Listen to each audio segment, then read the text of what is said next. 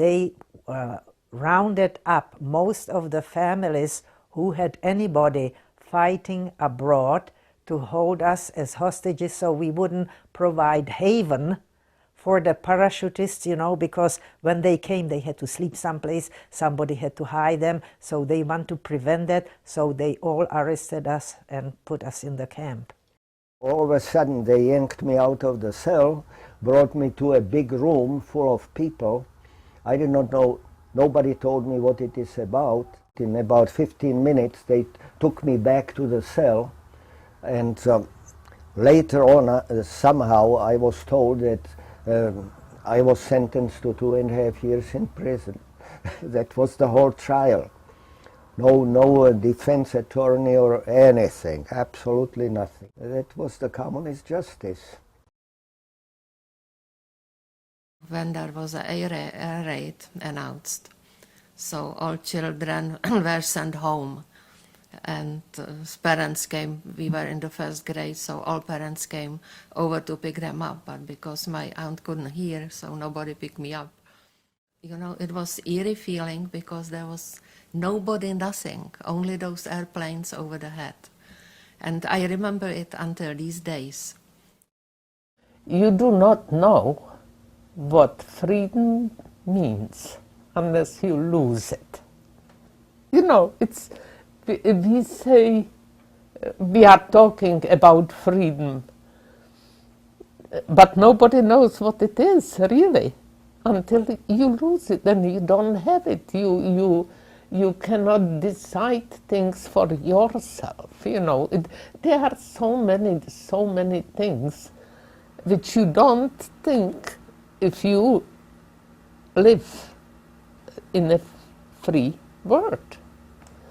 And so we were enjoying all those things. And I think we were happy, but it didn't last too long, and the communists took over.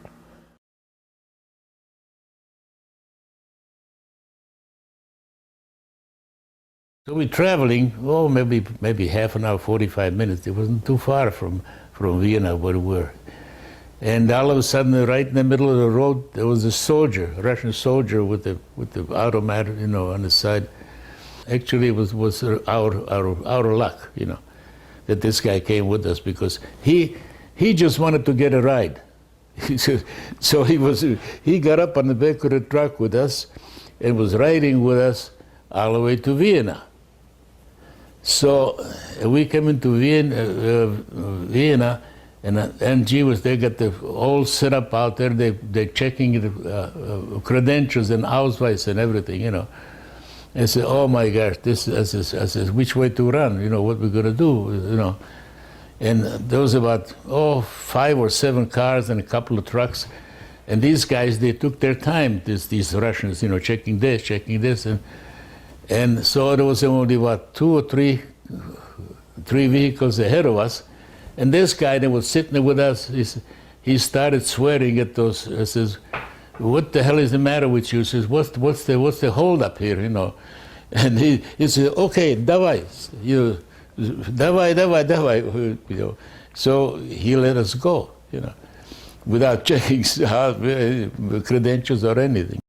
When we escaped, they just had a wire with flares, and they also knew where the flares were, so we came to those wires, and they slowly lowered them to the ground, and we walked between them. One guy was holding in here, the other there. But my younger brother, who was 10 at the time, was dragging his feet. He kicked into it, and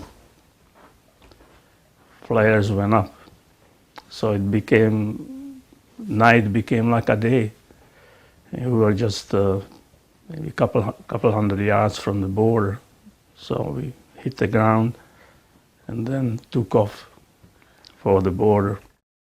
We walked quite a distance, and down the road we saw the checkpoint, the guardhouse, was way past us, at least a kilometer. And there was a small light so you could see it. So we thought, wow, maybe we've... And suddenly there were lights, dogs and people yelling at us and soldiers screaming at us. And it was, the soldiers had machine guns and German shepherds. And luckily my mother yelled because they yelled "Stoj, nie mrdaj," which in Slovak is a very dirty word, but in in Slovenian it means don't move. and I think they must have yelled "Kto tam" or something like that. And my mother answered, you know, women and children. And luckily she did, because they did not release the dogs. I think the whole village was communist. Maybe they didn't believe in it all the way, but they were just for them to exist, you know. But that was us, we didn't. So I started school in Vrchovina. There was 5 years. But in second grade, I had such a hard time with kids, you know, chasing me down the street and throwing rocks at me that for the third year, I went to Nová Pacha to school. She asked for them to transfer me to this big school, and there was like 4 kids in the class. What parents were not communists, you know, and we were okay already. You know, nobody was pointing finger at us like they did at that little village, you know. I was home with a tonsillitis, listening to my beloved radio. We had 2 stations. And suddenly they announced that they would be singing Stalin's favorite song, Sulika. And we all knew from school that that was Stalin's favorite song. I was in bed with scarves and everything around my neck to keep warm. I pulled it all off. I was maybe 10 years old, 11 years old. I stood in attention. Nobody told us ever we need to stand in attention when they sing Sulika. I stood in attention and I was listening to Sulika from the radio, because Stalin, in a way, was my temporary father. And I just never know how to explain it to people. I had no other input. That's what I believed, that that guy who sent my dad to prison became my temporary father. I was born and I knew that I was going to the United States without any communists or anybody else. At the time what I was working on, I could not do in Czech Republic. Then I couldn't even do it in Germany anymore. So I went for this Cleveland clinic to be able to continue on my own work. So in order to continue and keep myself in my profession, it's somewhat like with the sports people. If you want to be a good tennis, you have to play. And so I had to be in those institutions doing those experiments and this to continue.